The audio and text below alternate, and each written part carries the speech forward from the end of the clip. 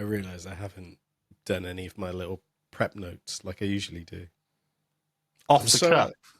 I'm just off the cuff. We're just gonna go for it. Just go for it. Go for it. Go for it.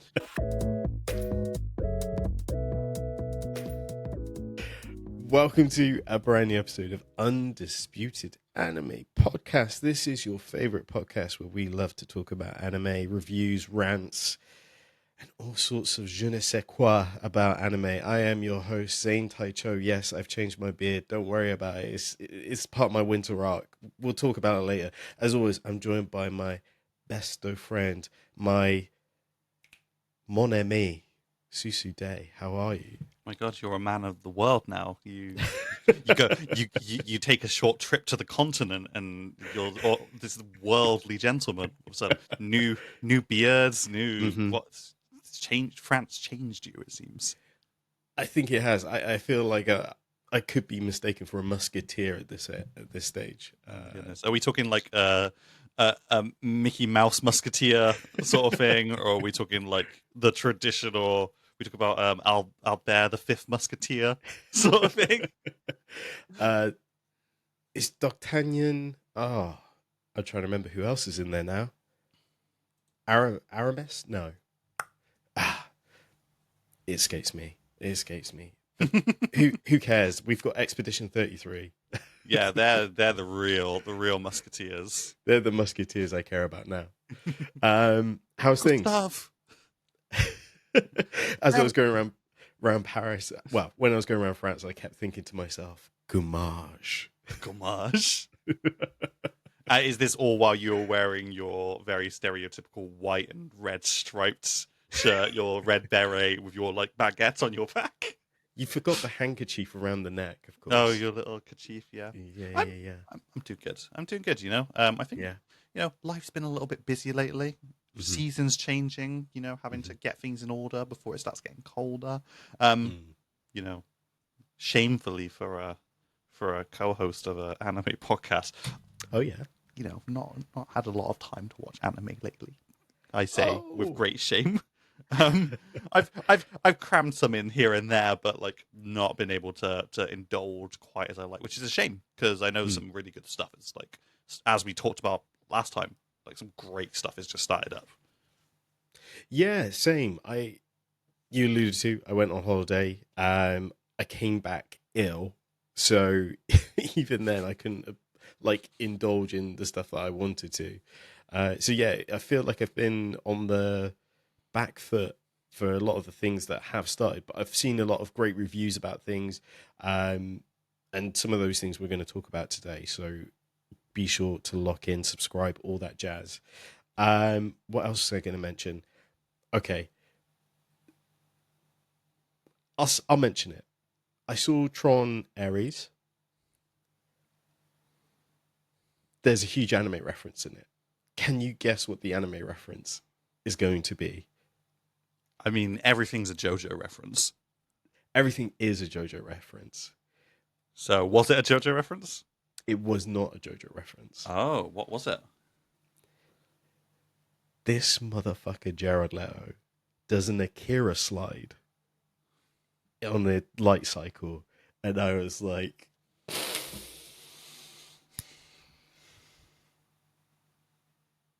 I like it, but it's him. Do you know what I mean? I'm like, this is satisfying. The red light cycle, it's in the real world. Scratching the itch a little bit. It's always cool. It's always cool to see an Akira slide. It's in IMAX. Tron has that 80s 9-inch nails is blasting through. Do we need to start a Tron podcast? That's a rabbit door.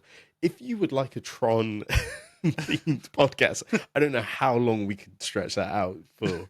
We'll go into the lore. We'll go into the deep lore. We'll discuss everything. All I've heard about Ares so far is what you just told me, and I've heard one person say it's actually a really, really, really bad movie, but it's so bad that it's kind of good. Yeah, like it's all verging on campy. Like, 100%. Yeah. So I think I said in our group chat, the best way is like a Transformers movie. It's not going to have like the substance of Tron Legacy, but it's a fun ride. Like it's just kind of like, okay. I've been perpetually in this camp since it was announced and since Jared Leto was announced as the main of like, what do I want to happen here? Because I want it to do well. Mm. I really want it to do well, but everything that Jared Leto touches seems to turn to ash. And I would like another sequel. I would like a sequel to what happened properly in Tron Legacy. I want to see 100%. I want to see what happened to Flynn and Cora. Yeah, yeah. Yeah, there's even parts in it. The Nine Inch Nails soundtrack is very cool, and it is very loud in this movie. But there's a point where it's so loud it drowns out what the people are saying, and a part of me is like, I don't care what they're saying, because they're kind of like, do you trust me? You know, and it's kind of like, I don't even care anymore. This Nine Inch Nails is just like beating into my skull right now. Like all the vibrations are going through me, and it is amazing. Your adrenaline is pumping. Yeah, as this like speed chase is happening, it's just like do. I'll tell you what would do. You know what? I'll tell you what would do well. What's that? Give us a Disney. You're doing all this Star Wars Vision stuff. Star Wars Vision, top tier. Do it for Tron. Do a Tron Visions. Give us a map. Give us a mapper episodes. There's an interesting conversation. If I know we're already off topic, but who cares? If you gave Tron to an anime studio, which anime studio would you give it to? Honestly, I would love to see what UFO Tibble would do with it. Yeah, I would love to. Honestly, like I guess like Mappa has just like kind of placed themselves as like this kind of like magnum opus of like animation. Obviously, they did a great job with like the twins in Star Wars Visions. I would love to see something like that, but like in this like kind of. I'm trying to think of an anime that's kind of got like actual Tron vibes. See, straight away I think of. I know I'm kind of like the Trigger fanboy, but I think of Trigger because they did like Ponair.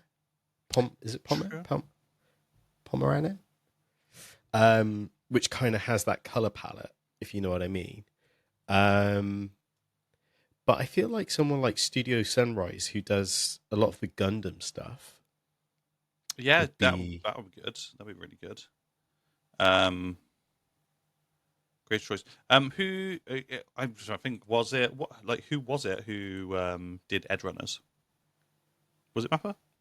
Trigger. It was Trigger. Yeah, Trigger. Like, you know, I've not watched Edrunners shit quite yet. But having seen the clips that I've seen, I was like, actually, you know what? They could probably do something real cool with like the Tron property.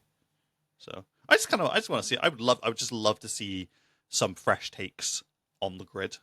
Mm-hmm. So it's a very unique space, and I think it was like kind of, you know, as world building, it was like really ahead of its time. They did a lot of cool stuff with like color and light. Obviously, Tron Legacy took that like one step further. This is an anime podcast. Let's not continue to gush over like the good Trons. I know, yeah. I thought it was worth mentioning as well. No. God, I don't show them we're men of the world. Yeah. We indulge in all sorts of media.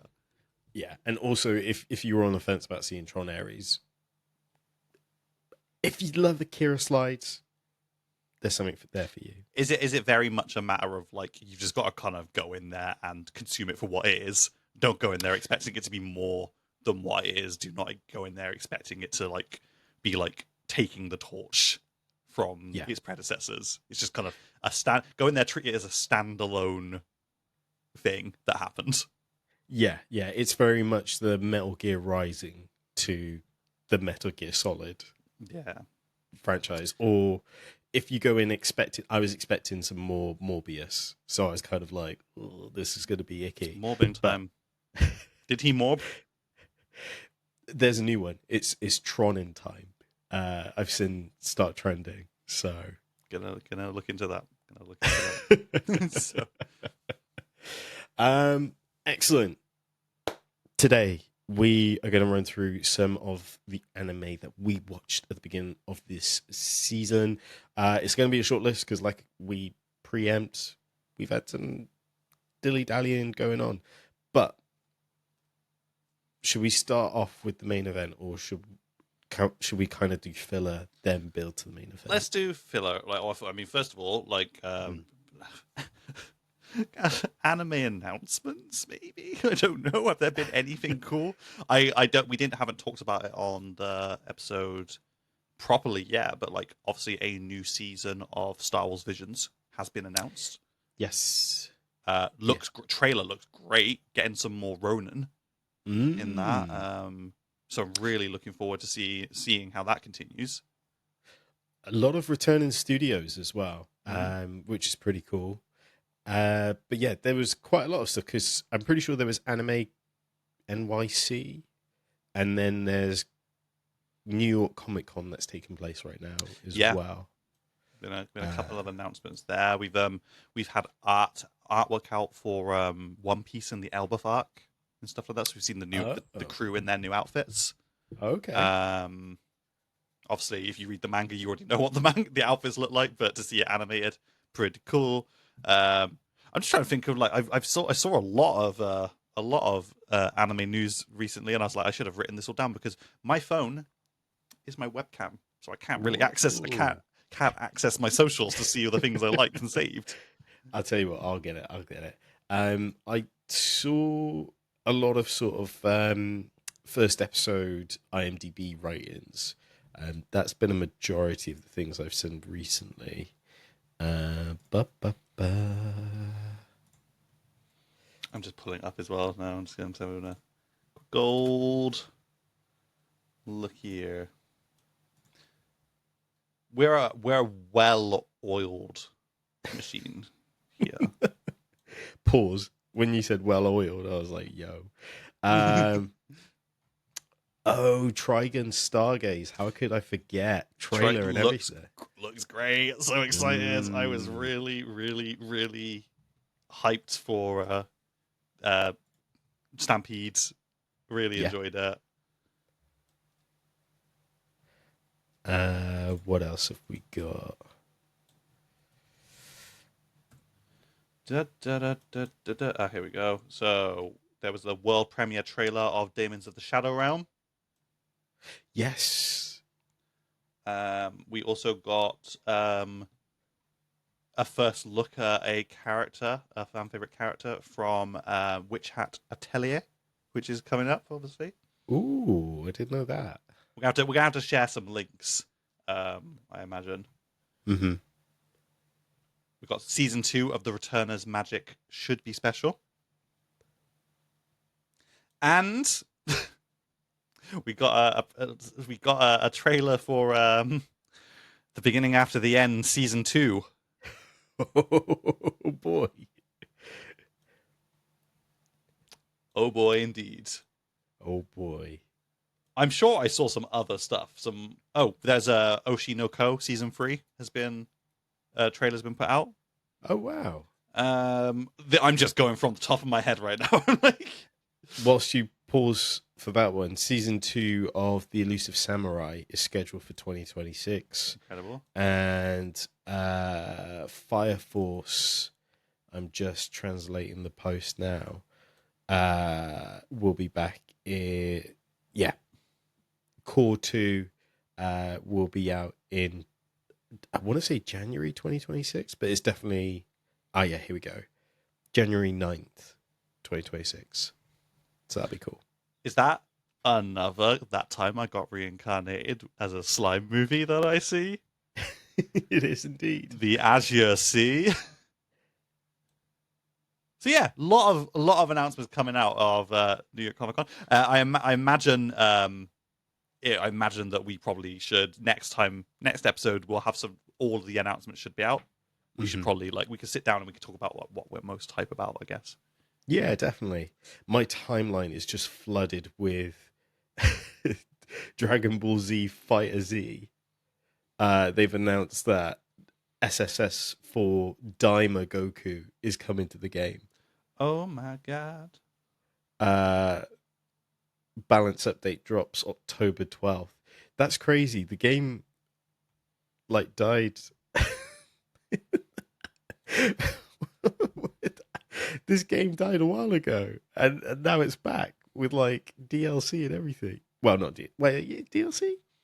Bring the content and they will come. That's true. Oh. All there's like memes of Token fighting Souls and 2XKO. I thought you were dead. My death was greatly exaggerated. Z fighters. You know what?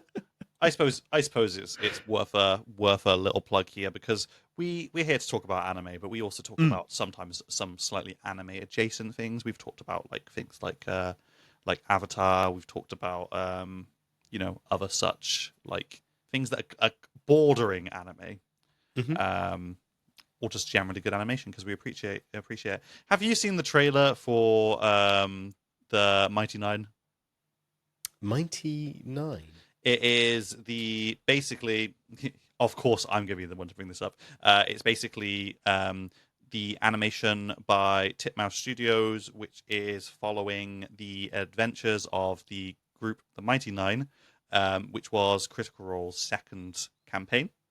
So obviously, Legend of Vox Machina has been hugely popular. It's still ongoing. Season 3 comes out it'll be season 3. It'll be season 4. Yeah, it comes out in the new year. But in November, we get season 1 of Mighty Nine. Oh, cool. I remember hearing that there was like another campaign, but I didn't realize it was this close, like this far down the line. Yeah, basically. literally comes out next month. Wow. Burning on all cylinders, those guys over at Critical Role. So I imagine that maybe once season 2 gets announced for the Mighty Nine, we'll get an announcement for the season, the campaign 3 as an animation as well. So I'm eating good. We're eating goods over here in the D&D community. I need to rewatch Vox Machina because you should. I really enjoyed the first season, but then I can't remember what happened. But last time I watched it, I was like, I don't even remember where this dragon's come from. Like, yeah, I would rewatch from the beginning. It, like, you could watch all 3 seasons right now. Just get over there, do it, and then you can relate to me and our friend Ray more. So yeah, I'll definitely revisit it because, well, I mean, there's a lot of good anime to watch as well. There's a lot of good anime. Well, except for One Punch Man, I don't even know if I'm going to double dip into that. Maybe it's another one of those animes that you'll watch when you get ill. Like you need something to watch, but not something that takes too much like energy to watch. You'll just like kind of like get it all out in one go. Yeah. So yeah.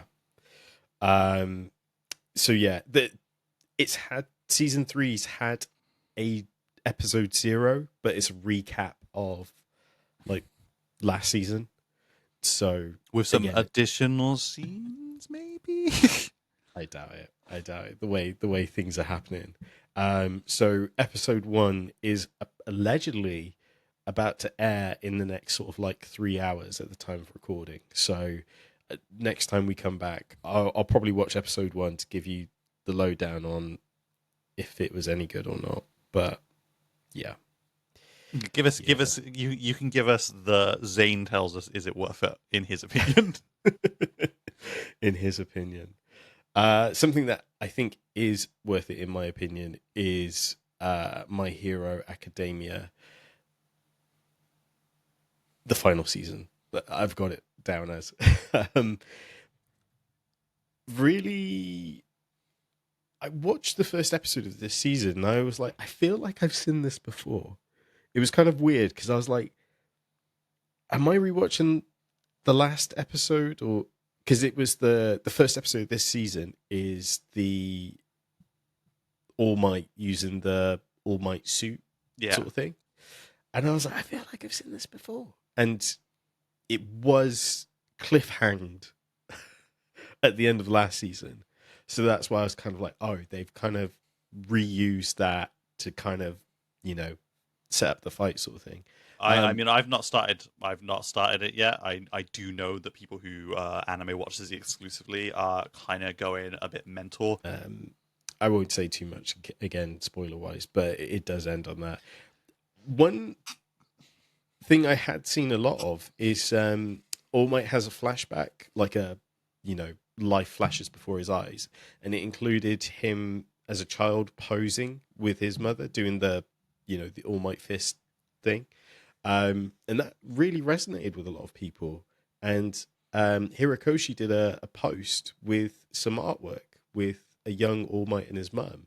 And people were like, this man is so talented. Like, here, King, you drop this, and it's like a crown. Yeah, I'm surprised it really stuck out for a lot of people, considering it's like 5 seconds of screen time. Yeah.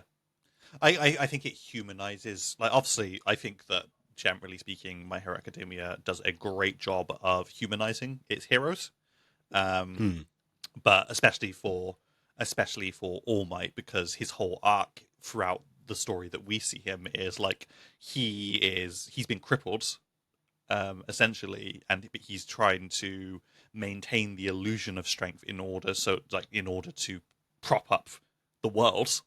And stuff. So I think but he's always shown, even after people find out what's happened to him, he's always still remains this like kind of symbol of peace, like almost like he's got this omnipotence to him, when actually, like, he, like Deku, was quirkless when he was born and stuff like that. And like, it's nice to see, like, him before all of the hero stuff happens. Yeah. So, have those like good morals, because even when we the first time we saw him like young was obviously in the first movie, and we obviously get to see a young All Might in the USA, like, and he's a lot more brash and like kind of like straight to the problem. And I know that for years people were like, we would like to see an anime series about All Might during his time in America. Yeah, like I want to see All Might at like before his peak. Yeah, becoming that hero and that hero's journey. Yeah, and I guess like even little things like inspiring Stars and Stripes. Yeah, would have been cool. And it'd also be cool just to like see his relationship with the previous holder of One for All as well. Because it's always passing on the torch, and we know he inherited it. He had to. He's got the power. But it's like I would have loved to have seen like a bit of story about him before and after. Yeah. So about him inheriting that mantle and going on to become the greatest. It's honestly, it's easy money. People gonna like, you make it, people will come. Yeah, it will definitely be money on the table. I wonder if it's one of those things where it's like Hirokoshi may have like a couple of ideas, but it's kind of like, I'll come back to it in a few years. Like, I'll take a break. I'll probably try. Yeah, I'll try like a few other stories or whatever, and then like one day is like, yeah, let's do it. Let's pull the trigger. Yeah. Because I think that it will be smart to do that. While I am enjoying Jujutsu Kaisen Modulo, I think that I would have liked more time to have passed before it came out. Even though it's obviously been put down, it's going to be a short series. It's not looking to be a long-term thing. It's got a start. It's already got like a finish that they know of and stuff. I think I would like to have seen Gege go and do something else and maybe come back to it as like a side project later on. I agree with you, but I think the synergy of the anime is too much to ignore. Oh, truth. I feel like the growth of the anime audience, because again, even the fact that they're doing a Demon Slayer and releasing what's it called, a supercut of Shibuya in cinemas that then goes into like episode 1 of season 3. It feels like yeah, maybe they were like, this is too huge. We need something to kind of at the back end to Gotta capitalize on that, on the all eyes are on us, baby, like that sort of thing. Yeah, 100%, 100%. So that's why I feel, because again, there's even like other spin-offs that are happening as well. There's another one, but from another mangaka. I can't remember who it is, but I want to. No, I'll be speculating. There's other works in the works. I guess this will be a great topic for another day. Let's try and get back onto topic, I guess, after this. But like, I do think that of recent years, there's been a lot more mangaka who, after their popular series has ended, they have tried to strike it out with like a new series set in the same world. Sure. It's like it kind of feels like that's as a result of the people who were consuming it wanting more content. But then quite often you find that like in situations like that, people will start reading, but they're like, well, this isn't giving me the same feel as the original story.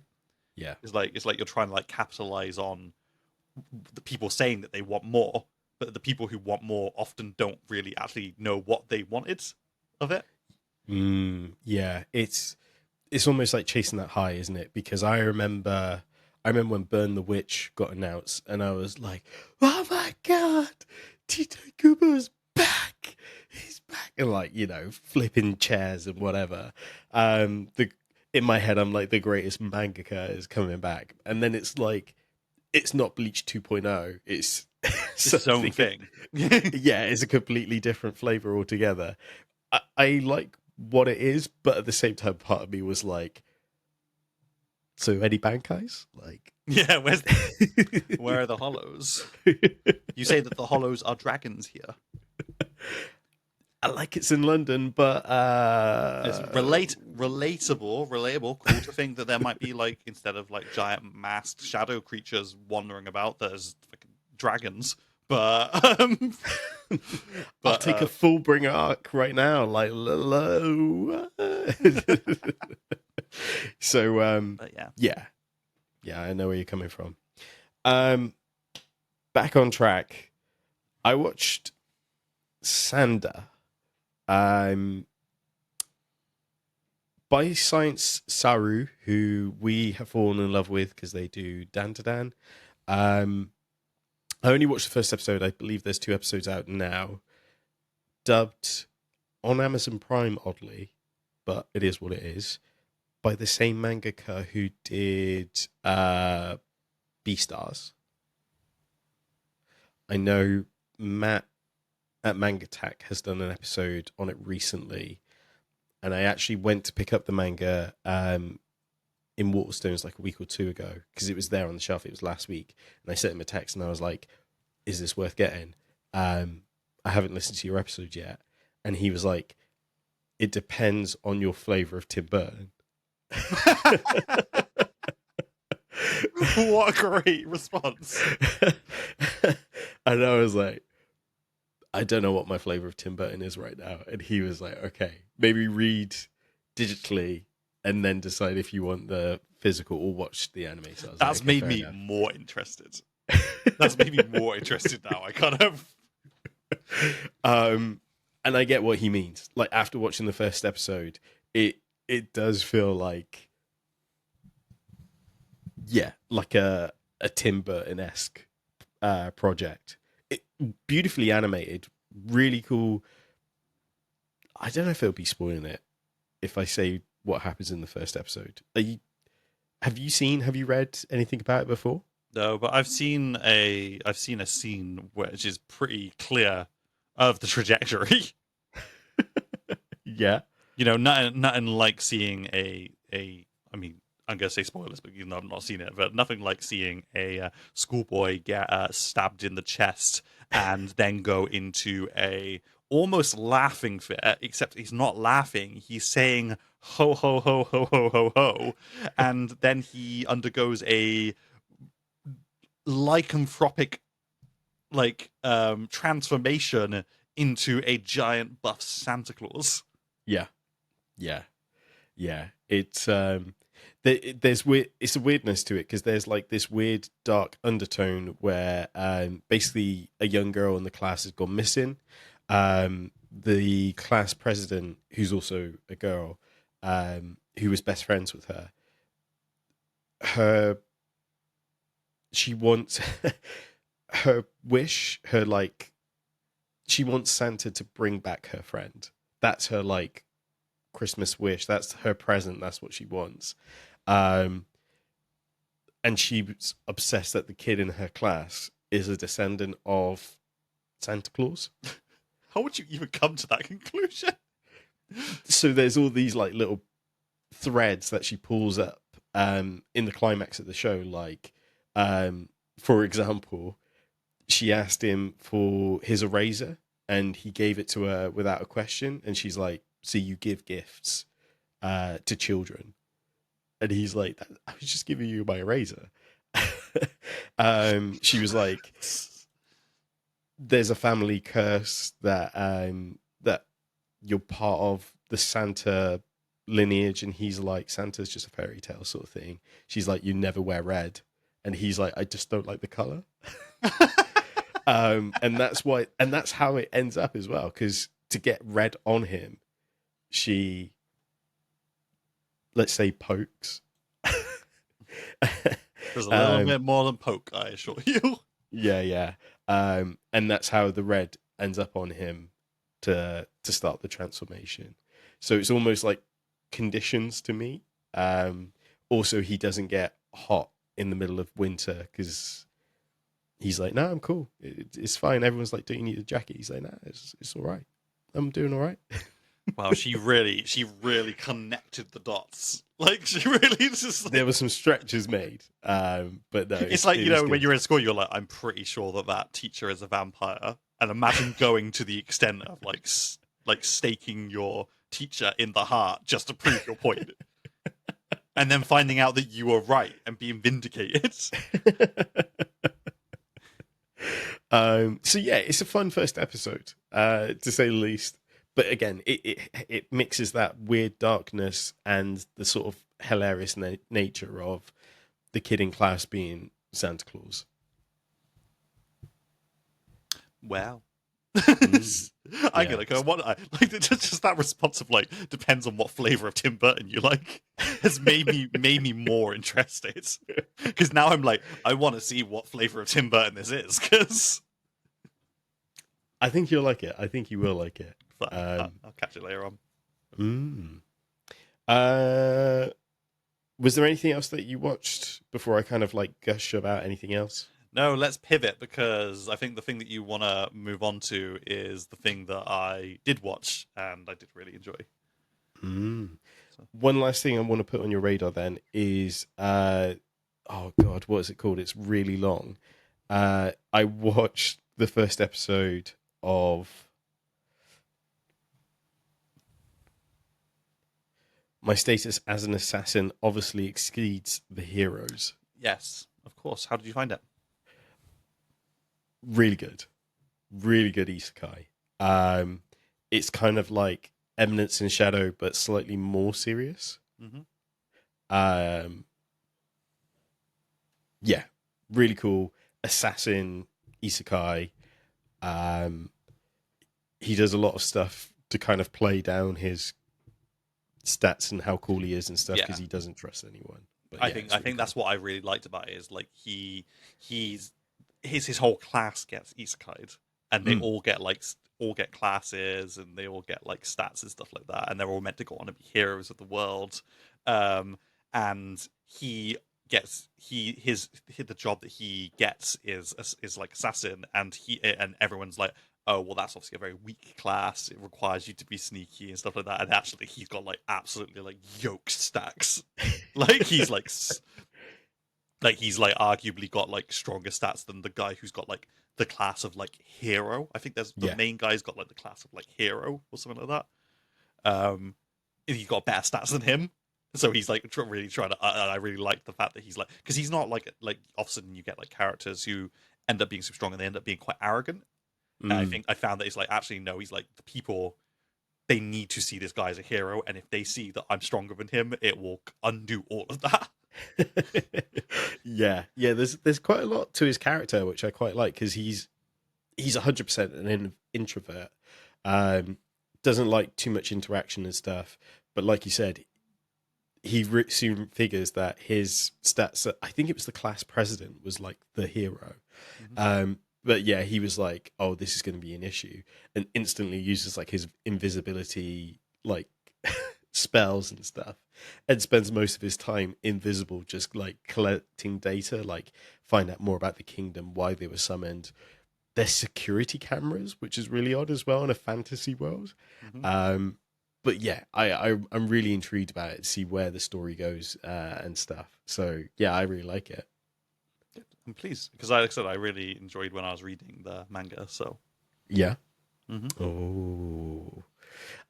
Beautifully animated as well. The opening for the first episode is like crazy good, fighting like assassins fighting each other. I was like, damn boy, this is good. Cool. Let's switch gears. We both watched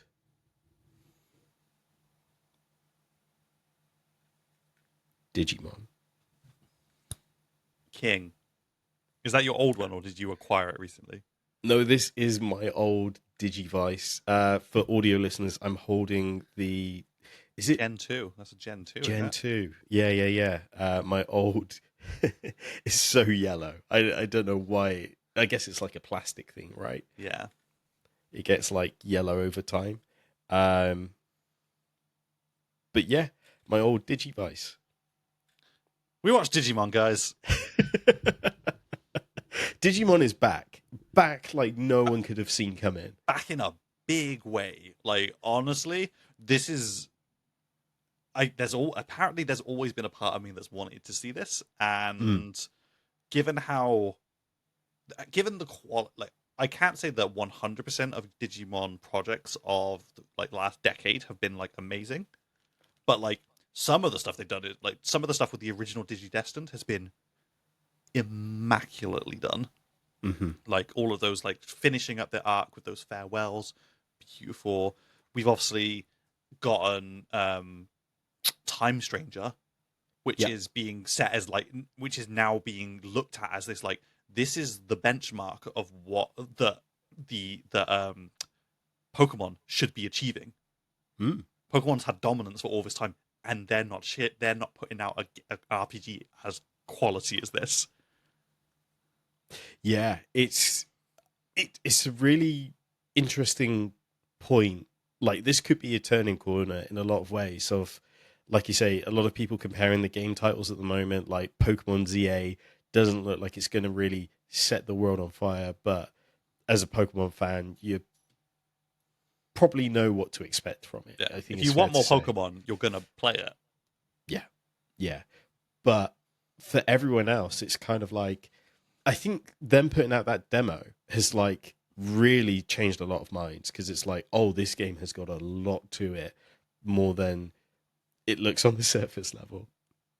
Absolutely. I haven't checked out the demo yet. I'm so I'm, as I keep saying, I've said it on an adjacent podcast, I'm trying really hard to like focus on the games that I've got currently before I let myself get distracted by new games. But Time Stranger is like right up there now, so it might be one of those things where I'm able to pick it up during the winter sales.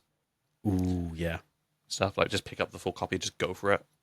So yeah, no, I think it's really, from the demo, I was surprised how hooked I was in the demo after playing it for like a couple of hours. I was like, oh my god, I'm actually like into this. But I guess we are, before all else, we are a podcast about anime. Yes. Beat Break is exciting as well, from Toei Animation. Whole new cast of characters, no ties to anything previously so far, but this is a fresh slate. And what did you think of the first episode? I thought it was really intriguing, because as soon as the episode, I guess like that we should probably announce there might be a couple of light spoilers here. I don't want to go into every single detail, but right out the bat, it's established straight away by the narration that like Digimon are considered monsters that like prey upon like this energy called like e-soul Yeah. and stuff. And so it's like okay, right out the gate, you're like, oh, so Digimon are like bad or considered bad in this world, which is already a massive shift because usually in Digimon it's like no one knows about Digimon. And it's like, and it'll be like a couple of kids who stumble upon like the like knowledge of the digital world. Whereas in this one, it's like the digital world isn't even factored, it hasn't been mentioned at all. Like the world has become like this really interconnected like place where everyone has these like devices that are like eggs. Yeah. That do everything and stuff. But yeah, the world just seems so set apart from like, it's like it really feels like a completely alternate world to, because usually it's set in Japan. Yeah. So I'm really intrigued by it because we obviously, we get that that narration, but then we're straight into like a battle. Yeah. And stuff, and that was really cool to see. And you see, because you're suddenly very confused. You're like, okay, these are humans working alongside Digimon. Yeah. So what's going on here? Yeah, and it felt more like they were stopping a heist that was taking place, which was again really interesting. But yeah, there's a lot of world building in this first episode, which is good because it's kind of like slowly introduce you to the world, the like what's happening, the devices, like you mentioned.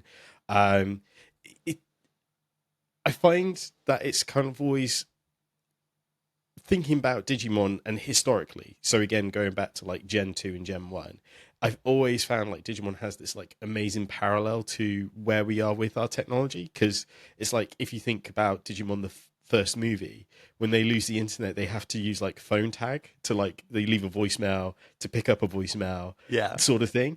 And it's like now in this new version, they have, like you said, these eggs that they pay for their train tickets for, they pay their food with.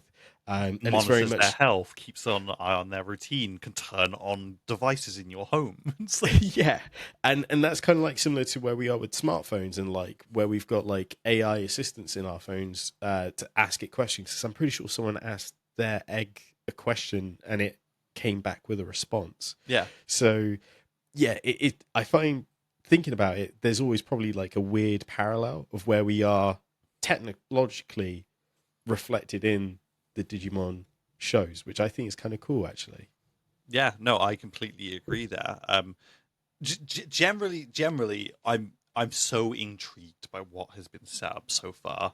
Like, the animation is great, the sound is great, like the character design is really cool. It's like kind of like, it's not too much, it's not too little. The color palette, incredible. I like that even though we've now seen this parallel of like, we've heard Digimon referred to as dangerous, but we've also seen them as allies, but we've also seen them as direct threats to human life. And there's this condition, what's it called, like frozen heart or something like that? Frozen heart. It's I'm not sure what the name was, but basically there's a condition that is discussed, and then it's shown that it's actually something that is caused by Digimon consuming a human's e-soul. Oh, right, yeah. And it kind of like freezes them, and like, yeah, we don't know if it kills them, but like it freezes them, and they like lose like any like function. The light left his eyes. Yeah, that was for certain. Because I guess it's just really towing the line at the moment. It's made me ask a lot of questions that I've not actually thought about in Digimon before. And it's I don't know. I even with the reveal or the arrival of like the MCs like Digimon, Gekomon, like Gekomon immediately tries to consume the main character's e-soul. And it's like, so it's like whatever the relationship is between humans and like Digimon is not like a one-sided thing. It is like literally, it seems like there's got to be some sort of like mutual agreement to Yeah. work together. It's not like a Digimon is born to be paired with a Digidestined. And that's the key thing. There was no mention of Digidestins from this first episode. And like you said, I wonder if it's more of a, it could be the right term, but like symbot. No, Yeah, you it'll know, be like parasite symbiosis. Yeah, like symbiosis. Yeah.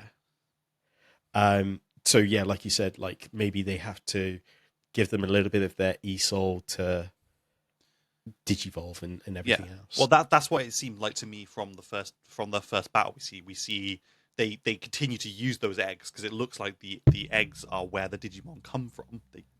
They manifest from them, and one of these other characters we've not properly been introduced to yet, to get them to digivolve, they took their like kind of, I've really got to find out what the name of it is, but for now I'm going to continue to call it the egg. But they take the egg and then they like kind of like insert e-soul into, like they charge the egg with their own e-soul, and then that's what gives the Digimon the ability to digivolve. Yeah. And then two things that just kind of crossed my mind. The first one is, I wonder if this is kind of like a way of establishing like an emotional connection to the Digimon. So for example, I remember in O2, there was a whole thing that Davis and Vmon couldn't digivolve the traditional way until they were on like a certain emotional or skill level. Was like the same. Yeah. So I wonder if this is kind of like a way, a machination to kind of do that. The second thing I thought of is the main character, like you said, that Esol went into another character's egg and that girl went missing. I hadn't really thought, did she go missing because those hyena Digimon, they consume her? Yeah, that's what I'm trying to wonder, because like when you initially meet the main character's brother, it's like kind of, it gives you the idea that maybe there's like a human force pursuing his brother, like the main character. But then like I wonder if it maybe the younger brother's like Esau has got like a unique quality that makes Digimon drawn to him. Yeah. And that's why he's been, and because he put his Esau into that other character's like device, they then were like, oh well, this is what we want. Yeah. Because like he caught her. She accidentally dropped it. He caught it. His e-soul, like he's got like a QR code on the back of the hand. It looks like, but it like charges the egg, and the egg is fully charged all of a sudden. And then when she goes to use it, it's like she checks her exam results, and she's gotten the highest score. She goes to get food, and it's given her like the deluxe platter for like no money, and it's also drained her bank account. Yeah, a lot of interesting parts. They also, when they have that conversation, she talks about like the utopia that's inside of the egg. Yeah, like the Shangri-La egg. Yeah, I was like, oh, cool. Like there's this extra theme in there as well. It feels like a very like 2010 anime series. Do you know what I mean? Like I can't think of one straight example, but it feels like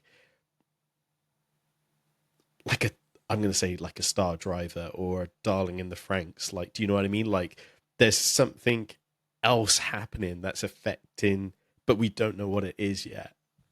No, I completely get it, and I guess that's enough of a hook to keep me in, because I really just want to know what's up now. I'm kind of they've set it up in such a good way where I've left the episode with like barely any answers, which means I now have to watch more episodes to get the answers that I wanted in the first place. Opening sequence, great. End sequence, great. Music, good. Like you said before, I love the character design. At first, when I first saw Gekomon, I did think maybe they were a little bit over designed compared to like an Agumon or a Vmon, but it really grew on me over time.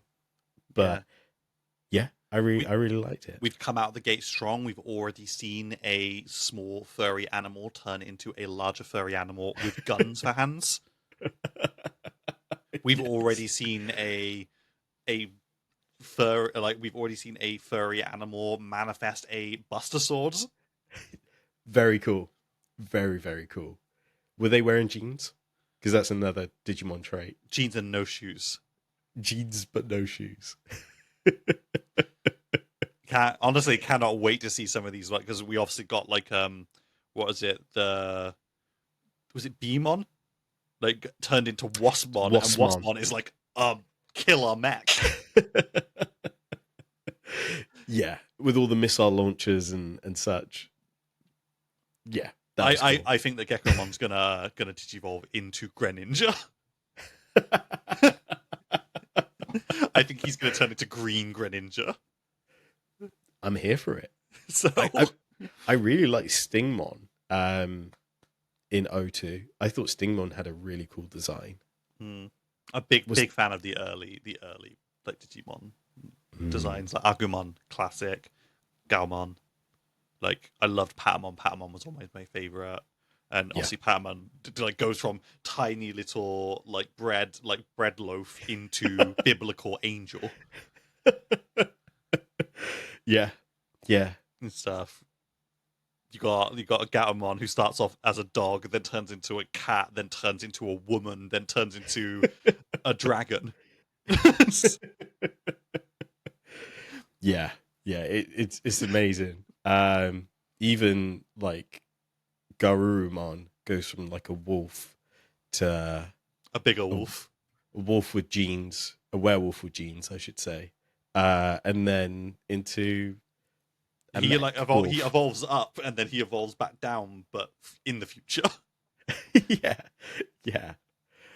I'll always love Digimon designs, and I'm hoping they're going to get their time in the sun in the West. I'd love for this to get like big, so that we start seeing less Pokemon stuff on the shelves. 100%. This is not me hating on Pokemon, by the way. I love Pokemon as a concept. But I would love to see like more Digimon stuff out there. I used to love Digimon. I didn't have a version 2 Digivice. I had one of the original, like not even the Gen 1 ones. You know, the ones which were like little rectangles and they looked like a cage. Yes, I had one of those ones. Mine was brown. It had Agumon in it. Ooh, and stuff. I just remember like you connect it out with someone else's, and then they would do like the animations back and forth to fight each other. I think I may have mentioned it previously, but I've seen that some people have like on like Etsy, or I've seen videos on TikTok where they have like the translucent orange of the Gen 1, and it looks so good. Like, it looks so cool, and they just have it on their backpacks. So yeah, I'd love to see if there's something new for this one, or maybe I'd try and replace a battery, because there's some bits of this that I don't even know what it does anymore. Like, there's got like these 2 prongs. That's for connecting to another one. Oh yeah, that's how you do battle. Because I always wanted a Gen 2 one, because the Gen 2 ones are very cool. I'm actually looking to like try and get myself one, because I know you can get them as like just like charms now, like bag charms. I'd love to get like a bag charm one. I'd love it. I honestly would love for Digimon to do well enough that they bring out like a phone game, which is basically just a virtual pet in the same vein that you can like then battle with your friends and stuff like that. Yeah. Would it be too far to be like a Pokemon Go? I think so. Like where you go around collecting.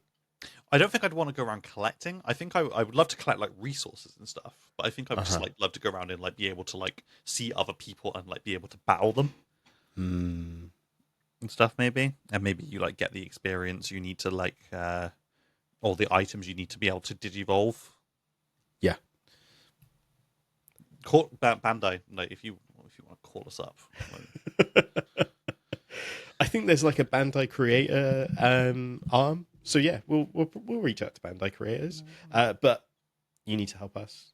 Like, subscribe to the video, comment. What is your favorite Digimon? Have you always been a Pokemon person, and now you're like, Digimon kind of seems cool, but I can't get around the jeans and the guns?